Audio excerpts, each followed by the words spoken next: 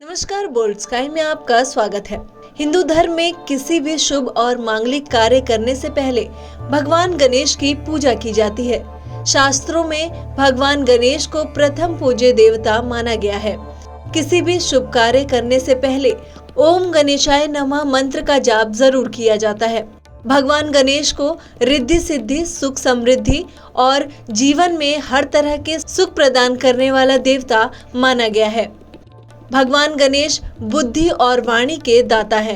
ये विघ्नहर्ता है और जल्द हर तरह की मनोकामना को पूरा करने वाले देवता हैं। भगवान गणेश शिव और माता पार्वती की संतान है और इनका वाहन मूषक है। गणेश जी का वाहन मूषक ही क्यों है, ये जानने की जिज्ञासा हर किसी को होती है। चलिए आपको बताते हैं इसके पीछे की कथा। पौराणिक कथाओं के अनुसार राजा इंद्र अक्सर अपने इंद्रलोक में अप्सराओं के संग उनके नृत्य का आनंद उठाने में व्यस्त थे। राजा इंद्र के दरबार में क्रौंच नाम का एक गंधर्व था। क्रौंच अक्सर अप्सराओं के संग हंसी ठिठोली करता था। एक बार राजा इंद्र को उस पर क्रोध आ गया और उसे चूहा बन जाने का श्राप दे दिया।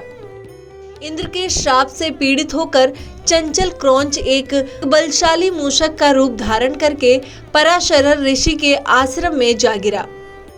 चूहे के स्वभाव के कारण वो क्रौंच मुनि के आश्रम में जमकर उत्पात मचाने लगा।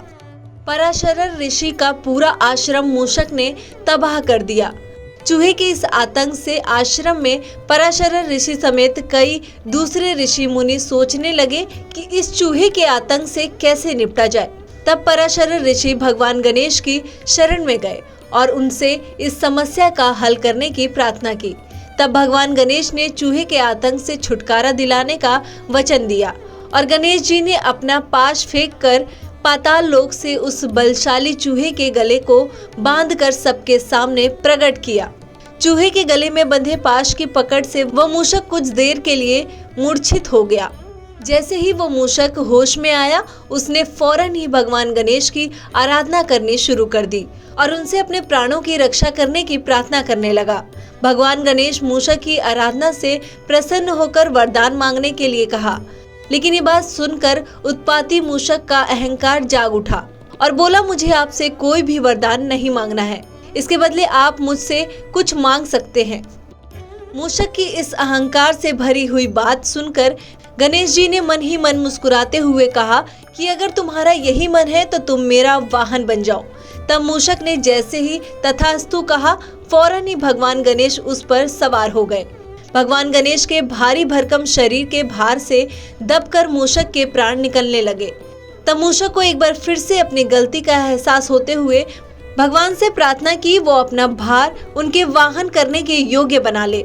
इस तरह से मूषक के अहंकार को समाप्त करते हुए भगवान गणेश उसे सदैव के लिए अपना वाहन बना लिया। तो ये है मूषक की भगवान गणेश का वाहन बनने की पूरी कहानी।